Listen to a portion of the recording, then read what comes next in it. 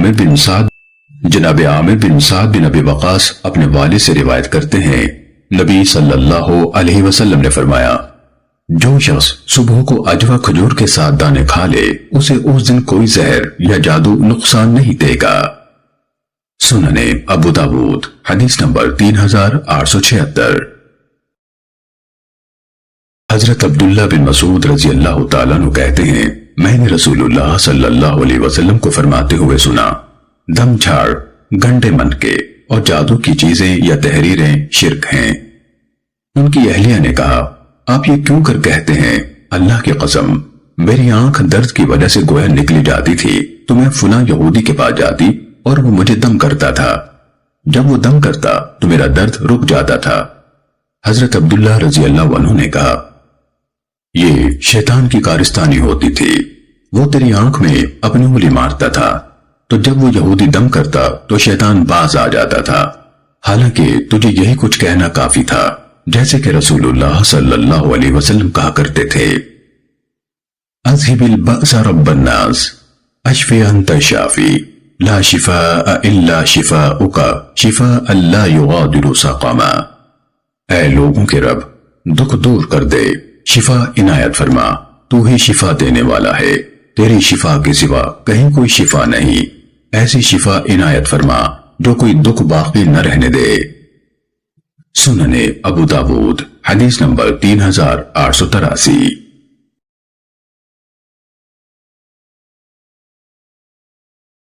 حضرت ابن عباس رضی اللہ عنہما سے مروی ہے، نبی صلی اللہ علیہ وسلم نے فرمایا، جس نے نجوم کا کوئی علم سیکھا اس نے جادو کا ایک حصہ سیکھا، چنانچہ جو اس میں اپنا حصہ بڑھانا چاہتا ہے بڑھا لے۔ سنن ابو داود حدیث نمبر 3905۔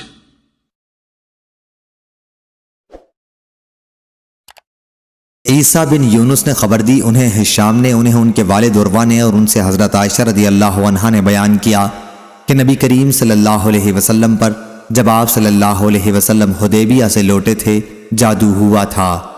اور لیث بن سعد نے بیان کیا کہ مجھے ہشام نے لکھا تھا، انہوں نے اپنے والد سے سنا تھا اور یاد رکھا تھا، اور ان سے حضرت عائشہ رضی اللہ عنہا نے بیان کیا تھا کہ نبی کریم صلی اللہ علیہ وسلم پر جادو کیا گیا تھا۔ آپ کے ذہن میں یہ بات ہوتی تھی کہ فلاں کام میں کر رہا ہوں، حالانکہ آپ اسے نہ کر رہے ہوتے۔ آخر ایک دن آپ نے دعا کی، اللہ پاک اس جادو کا اثر دفع کرے۔ اس کے بعد آپ نے عائشہ رضی اللہ عنہا سے فرمایا کہ تمہیں معلوم بھی ہوا اللہ تعالیٰ نے مجھے وہ تدبیر بتا دی ہے جس میں میری شفا مقدر ہے۔ میرے پاس دو آدمی آئے، ایک تو میرے سر کی طرف بیٹھ گیا اور دوسرا پاؤں کی طرف۔ پھر ایک نے دوسرے سے کہا، انہیں بیماری کیا ہے؟ دوسرے آدمی نے جواب دیا کہ ان پر جادو ہوا ہے۔ انہوں نے پوچھا، جادو ان پر کس نے کیا ہے؟ جواب دیا کہ لبید بن عاصم یہودی نے۔ پوچھا کہ وہ جادو ٹونا رکھا کس چیز میں ہے؟ کہا کہ کنگھے میں، کتان میں اور کھجور کی خشک خوشے کے غلاف میں۔ پوچھا اور یہ چیزیں ہیں کہاں؟ کہا کہ بیر زروان میں۔ پھر نبی کریم صلی اللہ علیہ وسلم وہاں تشریف لے گئے اور واپس آئے تو حضرت عائشہ رضی اللہ عنہا سے فرمایا، وہاں کے کھجور کے درخت ایسے ہیں جیسے شیطان کی کھوپڑی۔ میں نے حضرت صلی اللہ علیہ وسلم سے پوچھا، وہ ٹونا آپ نے نکلوایا بھی؟ آپ نے فرمایا کہ نہیں، مجھے تو اللہ نے خود شفا دی اور میں نے اسے اس خیال سے نہیں نکلوایا کہ کہیں اس کی وجہ سے لوگوں میں کوئی جھگڑا کھڑا کر دوں۔ اس کے بعد وہ کنواں پاڑ دیا گیا۔ صحیح بخاری حدیث نمبر 3268۔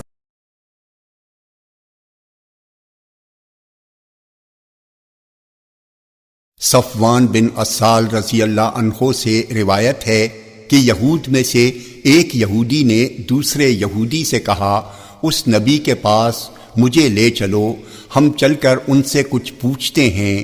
دوسرے نے کہا، انہیں نبی نہ کہو، اگر انہوں نے سن لیا کہ تم انہیں نبی کہتے ہو تو مارے خوشی کے ان کی 4 آنکھیں ہو جائیں گی۔ پھر وہ دونوں نبی اکرم صلی اللہ علیہ وسلم کے پاس گئے اور آپ سے اللہ تعالیٰ کے اس قول وَلَقَدْ آتَيْنَا مُوسَى 9 آیات بینات، ہم نے موسیٰ کو 9 نشانیاں دیں کے بارے میں پوچھا کہ وہ 9 نشانیاں کیا تھیں۔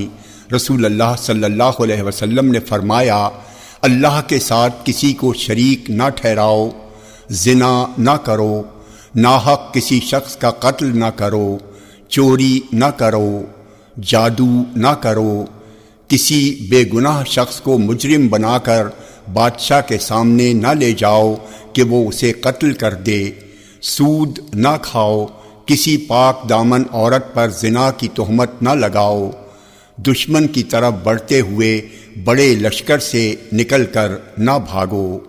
شعبہ کو شک ہو گیا ہے کہ آپ نے نئی چیز یہ فرمائی ہے، اور تم خاص یہودیوں کے لیے یہ بات ہے کہ ہفتے کے دن میں زیادتی یا الٹ پھیر نہ کرو۔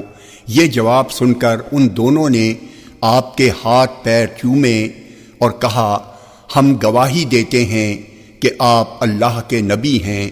آپ نے فرمایا، پھر تمہیں اسلام قبول کرنے سے کیا چیز روک رہی ہے؟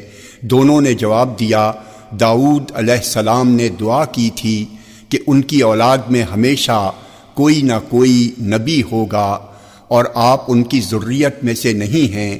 اب ہمیں ڈر ہے کہ ہم اگر آپ پر ایمان لے آتے ہیں تو ہمیں یہود قتل نہ کر دیں۔ جامع ترمذی حدیث نمبر 3144، یہ حدیث صحیح ہے۔ عمر رضی اللہ تعالیٰ عنہ نے بیان کیا کہ مشرق کی جانب سے دو آدمی آئے اور انہوں نے خطاب کیا تو لوگوں کو ان کے اسلوب خطاب و بیان پر بڑا تعجب ہوا، تو رسول اللہ صلی اللہ علیہ وسلم نے فرمایا، بلا شبہ بعض بیان جادو ہوتے ہیں۔ سنن ابو داود حدیث نمبر 5007۔ انہوں سے روایت ہے کہ رسول اللہ صلی اللہ علیہ وسلم نے فرمایا، تم سے پہلے لوگوں میں ایک بادشاہ تھا، اس کا ایک جادوگر تھا۔ جب وہ جادوگر بوڑھا ہو گیا، اس نے بادشاہ سے کہا، اب میں بوڑھا ہو گیا ہوں، آپ میرے پاس کوئی لڑکا بھیج دیجئے، میں اس کو جادو سکھا دوں گا۔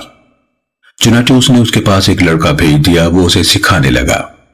جب وہ لڑکا جادو سیکھنے کے لیے جاتا تو اس کے راستے میں ایک راہب تھا، وہ اس کے پاس بیٹھنے اور اس کی باتیں سننے لگا جو اسے اچھی لگتی۔ جب وہ جادوگر کے پاس آتا تو راہب سے گزرتے ہوئے اس کے پاس بیٹھ جاتا، اور جب وہ جادوگر کے پاس جاتا تو وہ تاخیر کے سبب اس کو مارتا۔ اس لڑکے نے راہب سے اس بات کی شکایت کی۔ راہب نے اس سے کہا، جب تمہیں جادوگر سے ڈر لگے تو اس سے کہنا، میرے گھر والوں نے مجھے روک لیا تھا، اور جب گھر والوں سے ڈر لگے تو کہہ دینا، مجھے جادوگر نے روک لیا تھا۔ وہ اسی طرح معاملہ چلا رہا تھا کہ اسی اثناء میں اس کا سامنا ایک بڑے جانور سے ہوا جس نے لوگوں کا راستہ بند کر دیا تھا۔ لڑکے نے سوچا کہ آج میں پتہ چلا لوں گا کہ جادوگر افضل ہے یا راہب۔ اس نے ایک پتھر اٹھایا اور کہا، اے اللہ، اگر تجھے راہب کا معاملہ جادوگر سے زیادہ پسند ہے تو اس جانور کو قتل کر دے تاکہ لوگ گزر سکیں۔ اس نے پتھر مار کر اس جانور کو قتل کر ڈالا اور لوگ راستے پر سے آنے جانے لگے۔ پھر وہ راہب کے پاس آیا اور یہ بات بتائی۔ راہب نے اس سے کہا، بیٹے، آج تم مجھ سے افضل ہو، تمہارا اللہ کے ہاں مقبولیت کا معاملہ وہاں تک پہنچ گیا جو مجھے نظر آ رہا ہے۔ اب جلد ہی تمہاری آزمائش ہوگی، جب تم آزمائش میں مبتلا ہو جاؤ تو میری نشاندہی نہ کر دینا۔ یہ لڑکا مادرزاد اندھے اور پھول بہری کے مریض کو ٹھیک کر دیتا تھا اور لوگوں کی تمام بیماریوں کا علاج کر دیتا تھا۔ بادشاہ کے ایک مصاحب نے جو اندھا ہو گیا تھا یہ بات سنی تو وہ بہت سے ہدیے لے کر آیا اور کہا، یہ جو کچھ ہے اگر تم نے مجھے شفا دے دی تو سب تمہارا ہے۔ لڑکے نے کہا، میں کسی کو شفا نہیں دیتا، شفا اللہ دیتا ہے۔ اگر تم اللہ پر ایمان لے آؤ تو میں اللہ سے دعا کروں گا، اللہ تمہیں شفا عطا فرما دے گا۔ وہ اللہ پر ایمان لے آیا اور اللہ نے اسے شفا دے دی۔ وہ بادشاہ کے پاس گیا اور پہلے کی طرح اس کے پاس بیٹھ گیا۔ بادشاہ نے اس سے پوچھا، تمہاری بینائی کس نے لوٹا دی؟ اس نے کہا، میرے رب نے۔ بادشاہ نے کہا، کیا میرے علاوہ تیرا کوئی اور رب ہے؟ اس نے کہا، میرا اور تمہارا رب اللہ ہے۔ بادشاہ نے اسے پکڑ لیا اور مسلسل اسے اذیت دیتا رہا، یہاں تک کہ اس نے اس لڑکے کا پتہ بتا دیا۔ اس لڑکے کو لایا گیا۔ بادشاہ نے اس سے کہا، بیٹے، تمہارا جادو یہاں تک پہنچ گیا ہے کہ تم مادرزاد اندھوں کو ٹھیک کر دیتے ہو، پھول بہری کے مریضوں کو تندرست کر دیتے ہو، اور یہ کرتے ہو اور یہ کرتے ہو۔ تو اس نے کہا، میں کسی کو شفا نہیں دیتا، شفا تو صرف اللہ دیتا ہے۔ بادشاہ نے اسے پکڑ لیا اور اسے مسلسل اذیت دیتا رہا۔ یہاں تک کہ اس نے راہب کا پتہ بتا دیا۔ پھر راہب کو لایا گیا اور اس سے کہا گیا اپنے دین سے پھر جاؤ۔ اس نے انکار کیا تو اس بادشاہ نے آرا منگوایا اور اس کے سر کے درمیان میں رکھا اور اسے چیرا، یہاں تک کہ اس کے 2 ٹکڑے ہو کر ادھر ادھر گر گئے۔ پھر بادشاہ کے مصاحب کو لایا گیا، اس سے کہا گیا اپنے دین سے پھر جاؤ۔ اس نے بھی انکار کر دیا۔ اس نے اس کے سر پر بھی آرا رکھا اور اس کو بھی چیر دیا، اس کے 2 ٹکڑے ہو کر ادھر ادھر گر گئے۔ پھر اس لڑکے کو لایا گیا اور اسے کہا گیا اپنے دین سے پھر جاؤ۔ اس نے انکار کیا تو اس بادشاہ نے اسے اپنے چند ساتھیوں کے حوالے کیا اور کہا اس کو فلاں فلاں پہاڑ پر لے جاؤ۔ جب تم پہاڑ کی چوٹی پر پہنچو تو پھر بھی اگر یہ اپنے دین سے پلٹ جائے تو ٹھیک، ورنہ اس کو اس چوٹی سے نیچے پھینک دو۔ چنانچہ وہ اس کو لے گئے اور اسے لے کر پہاڑ پر چڑھ گئے تو اس نے دعا کرتے ہوئے کہا اے اللہ، تو جس طرح سے چاہے میری ان کی طرف سے کفایت یعنی حفاظت فرما۔ چنانچہ پہاڑ نے ان کو زور سے ہلایا اور وہ پہاڑ سے نیچے گر گئے۔ وہ لڑکا چلتا ہوا بادشاہ کے پاس آ گیا۔ بادشاہ نے اس سے پوچھا تیرے ساتھ جانے والوں کا کیا بنا؟ اس نے کہا اللہ نے مجھے ان سے بچا لیا۔ اسے اپنے چند اور ساتھیوں کے سپرد کیا اور کہا اسے لے جاؤ، اسے کشتی میں بٹھاؤ اور اسے لے کر سمندر کے وسط میں پہنچو۔ اگر یہ اپنے دین سے پھر جائے تو ٹھیک، ورنہ اسے سمندر میں پھینک دو۔ وہ اسے لے گئے۔ اس نے کہا اے اللہ، تو جس طرح سے چاہے مجھے ان سے بچا۔ تو کشتی ان لوگوں پر الٹ گئی اور وہ سب غرق ہو گئے۔ وہ لڑکا چلتا ہوا بادشاہ کے پاس آ گیا۔ بادشاہ نے اس سے کہا تمہارے ساتھ جانے والوں کا کیا بنا؟ اس نے کہا اللہ نے مجھے ان سے بچا لیا۔ پھر اس نے بادشاہ سے کہا تم اس وقت تک مجھے قتل نہیں کر سکو گے یہاں تک کہ جو میں تمہیں کہوں وہی کرو۔ اس نے کہا وہ کیا ہے؟ لڑکے نے کہا سب لوگوں کو ایک میدان میں جمع کرو اور مجھے ایک درخت پر سولی کے لیے لٹکاؤ، پھر میرے ترکش میں سے ایک تیر لو، اسے کمان کے درمیان میں رکھو، پھر کہو اللہ کے نام پر جو لڑکے کا رب ہے، پھر مجھے اس کا نشانہ بناؤ۔ اگر تم نے اس طرح کیا تو مجھے مار دو گے۔ اس نے سب لوگوں کو ایک میدان میں جمع کیا، اسے کھجور کے ایک تنے کے ساتھ لٹکا دیا، پھر اس کے ترکش سے ایک تیر نکالا، اسے کمان کے درمیان میں رکھا، پھر کہا اللہ کے نام سے جو اس لڑکے کا رب ہے، پھر اسے نشانہ بنایا تو تیر اس کی کنپٹی کے اندر گھسا۔